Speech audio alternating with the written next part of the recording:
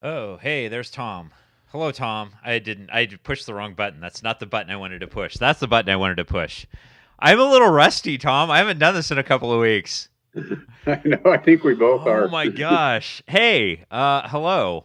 And I realized that I had no music. I mean, things that I normally have, I didn't have. That's strange. I'll have to figure that out. Hey, how are you, sir?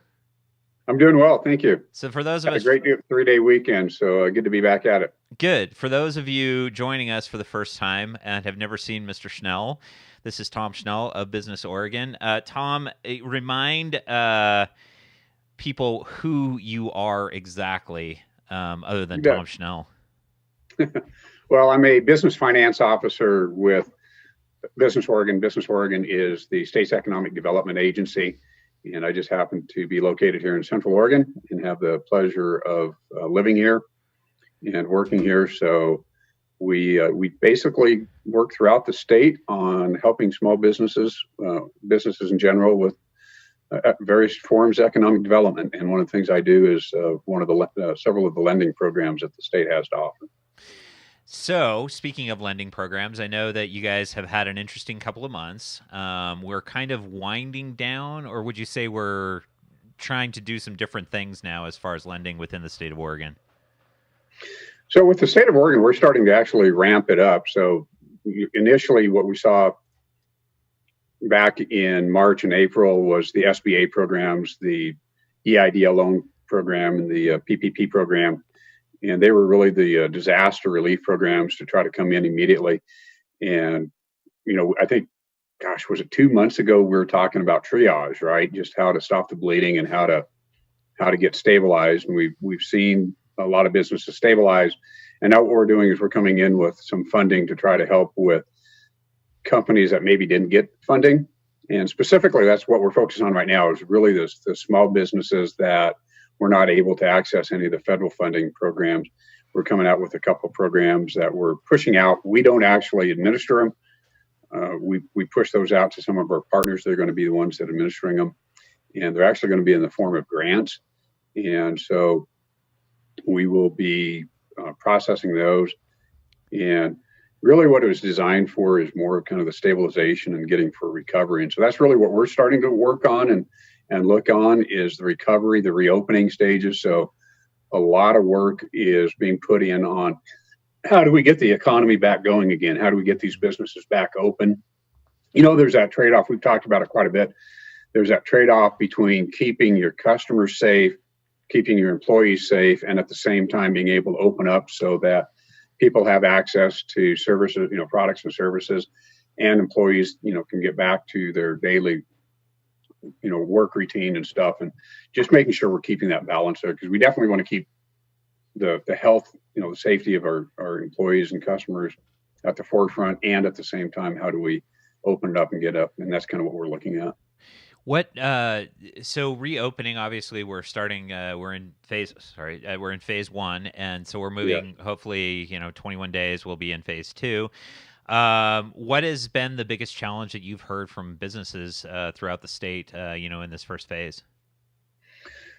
I think a lot of it is just making sure. I mean, it's making sure that they are following the guidelines that are set out there. Most of the business I talk to really want to follow those guidelines, and sometimes it can be a challenge. I'm just going to use an example of a restaurant, because I think in Central Oregon, especially, they were one of the hardest hit. And that is, how do we maintain the social distancing part of it? How do we maintain the 6 foot apart? How do we, one of the things about a restaurant is, we call it cheeks in the seats. And it's all about turning the tables, getting people in, serving them, and, getting them back out to get new people in. But when you're not able to be at 100% capacity, or 80% capacity, 75, I mean, some of these are only at 50% capacity. How do we continue to maintain the cash flow needed to operate the business? It takes a lot of money to get them started back up, and to pay them. So one of the biggest challenges right now is they're just really wanting to make sure that they're following the guidelines that are set out, because they do want to make sure that they're taking care of their clientele and their employees. One of the other things that kind of a side one that wasn't expected was a lot of the businesses that we are talking to that are opening up have been reaching out to some of their employees and trying to hire them back. And some of the employees aren't wanting to come back because they are making more on unemployment wages right now, or unemployment insurance. And so they're having some challenges on getting people to come back. Although I did talk to a professional service this morning, and he said that they had 3 employees that didn't want to come back, and they were actually able to hire 3 more very quickly. So it was kind of surprising. And I mean, I know there's some politics around that, but at the same time, Tom, I know we've talked about this. As an employer, if you offer that position back, they opt to not take it. Are you then able to, then I don't understand. So then how does that work from an unemployment standpoint, Tom? Correct. And I want to be clear on this. I'm not an unemployment insurance expert. What we've been told, the guidelines, actually all the way from the federal treasurer all the way down to the state level, is that if you if you have an employee that you had to lay off temporarily because of shutting down the business strategically for a short period of time, and you go back to hire that person back and they choose not to come back because they're making more on unemployment, then technically, from what I've been told, yes, you can report them as, document, but you can go back and report them as not wanting to come back to work, and they potentially could lose their unemployment benefits.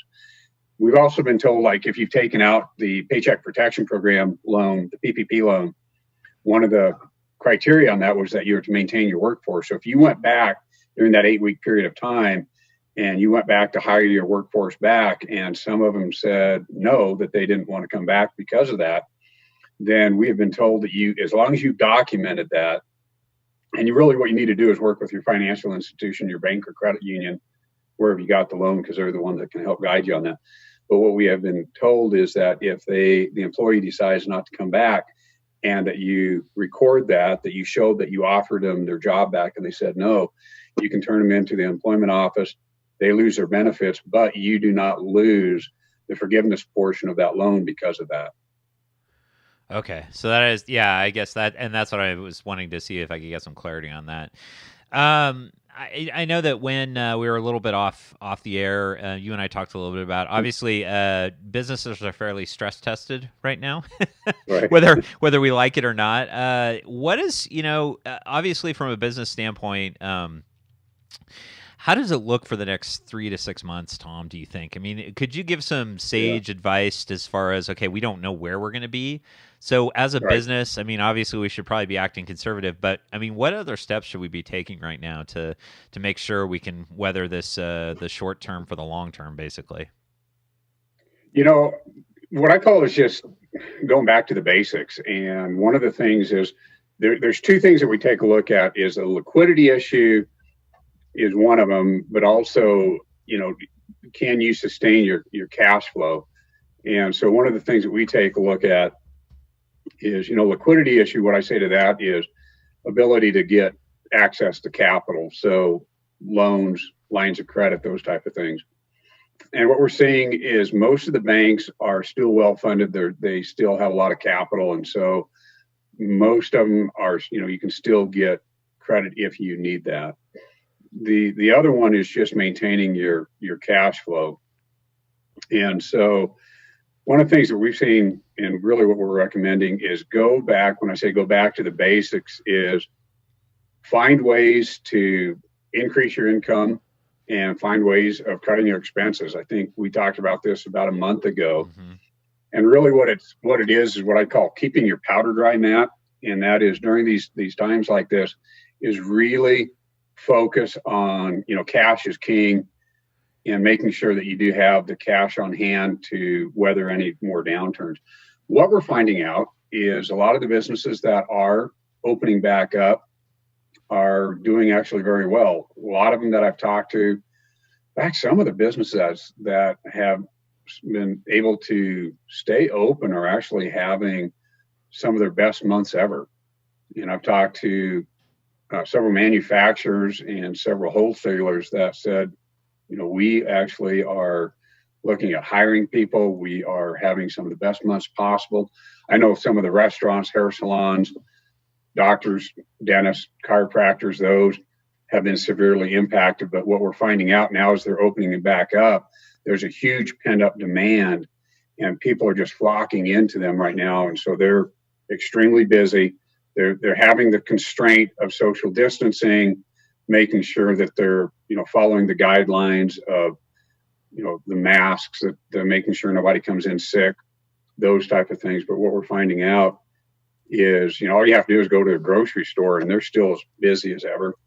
We drove by a restaurant over the weekend. They're completely packed within reason. I mean, within the social guidelines that we're given. And so right now, you and I've talked about that, and that is just going back and really what I call sharpening the pencil, finding new ways of doing it, be creative, and cutting costs, things that we probably should have been doing all the time. Yeah. But when things are good, we get sloppy, right? And so when times like this happen, I think sometimes we reevaluate how we're doing businesses. We cut unnecessary expenses. We look for new ways of generating income.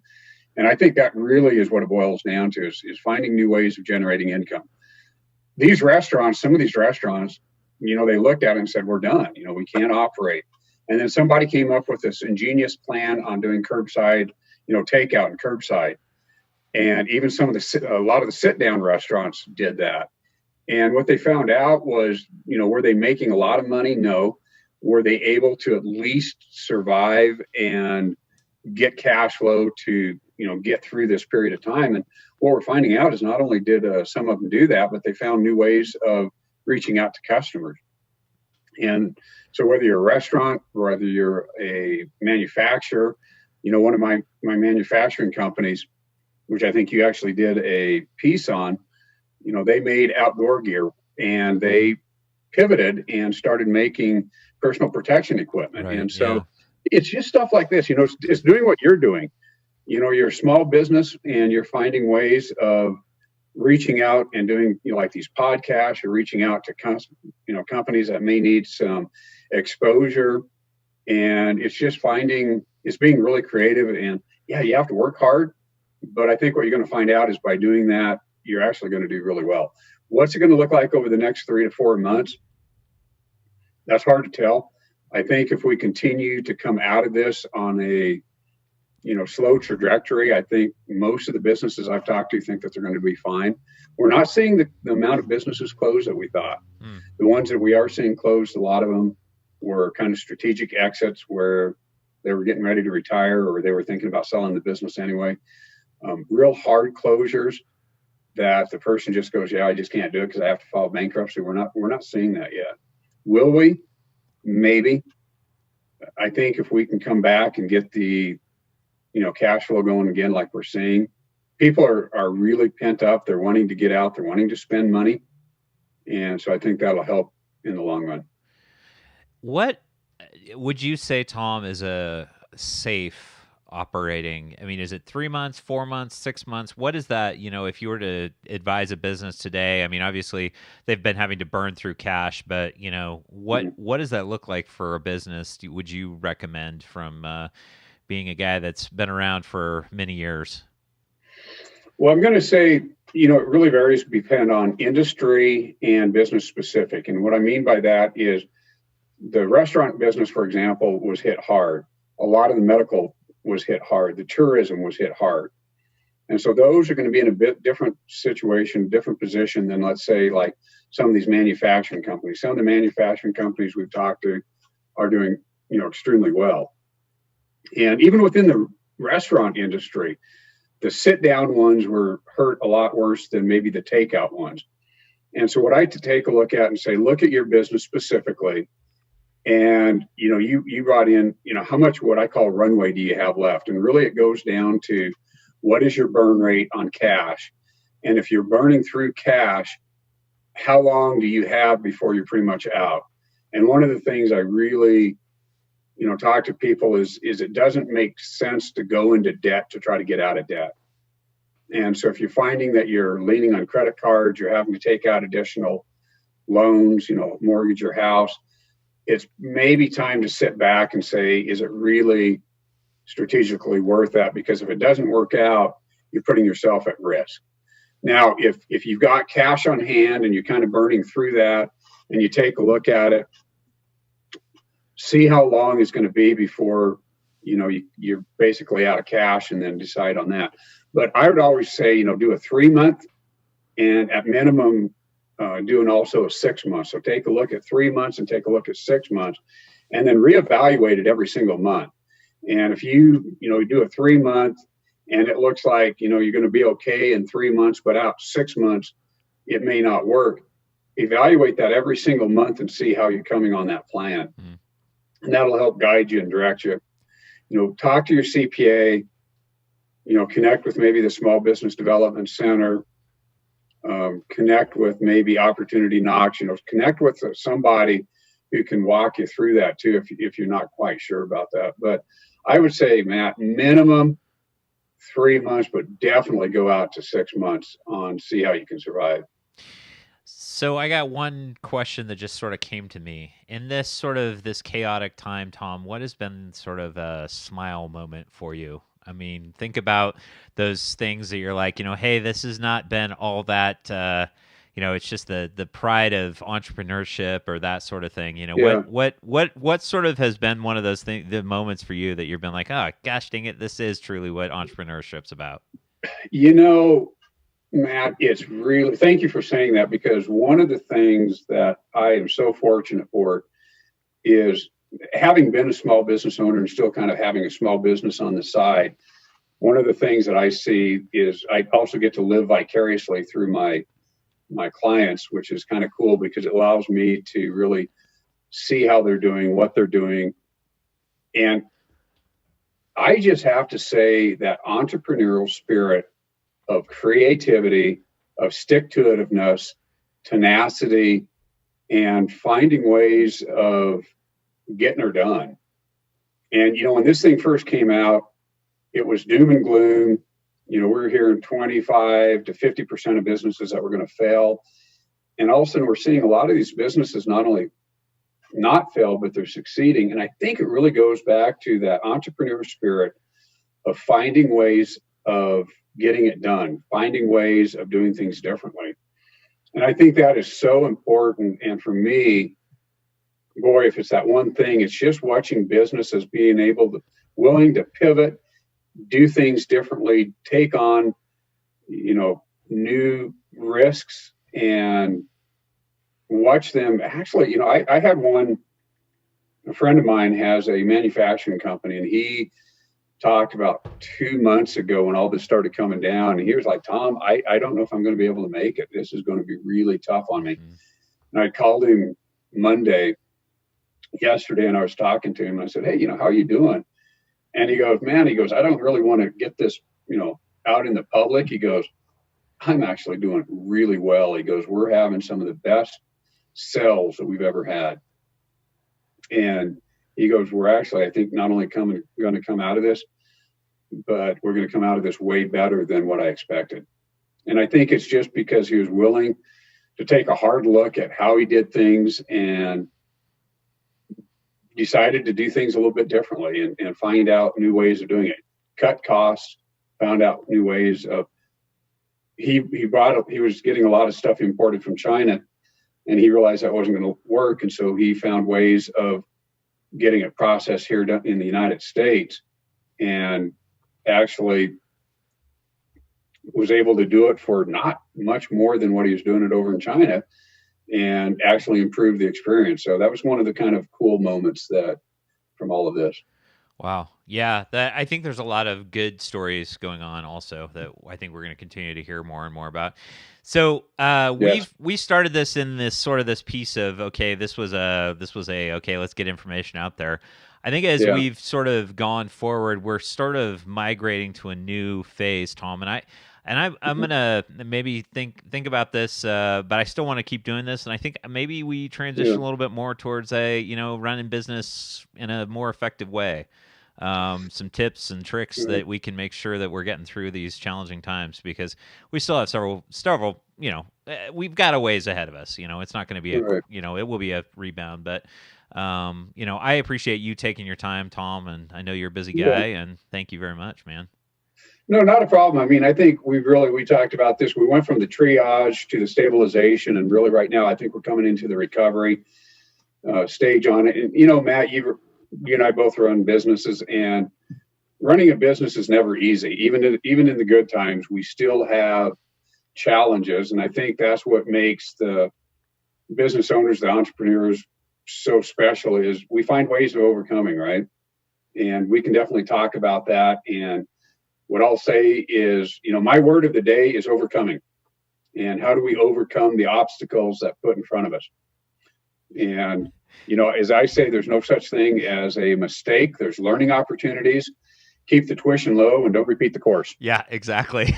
Exactly. I think that's all too well. I've done that a few times. Unfortunately, but the tuition has been low, fortunately, on most of them. Let's just put it that way. But Tom, thanks, man. I appreciate it. You're welcome. You have a wonderful afternoon. Is there anything we can do for you guys? Just let us know, and we'll talk next week for sure, Tom. Sounds good. And you take care and have a great rest of your week. All right, will do, Tom. Thanks. Thanks. Bye.